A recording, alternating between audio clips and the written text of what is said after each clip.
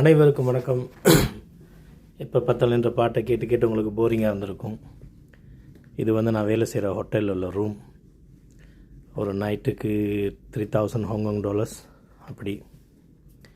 நான் வேலை செய்கிற ஹோட்டல்லேருந்து ஹாங்காங் சிட்டியை பார்த்தா இப்படி தான் இருக்கும். இன்றைக்கி வெதர் கொஞ்சம் மழையும் மப்பும் மந்தாரமாக இருக்குது. அதுதான் ஹாங்காங் சைட். இது நான் இப்போ நிற்கிற இடம் கவுலன் சைட். அது சிம்சா சைட்.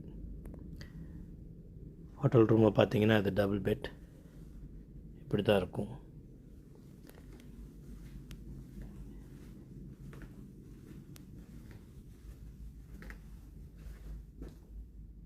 டாய்லெட்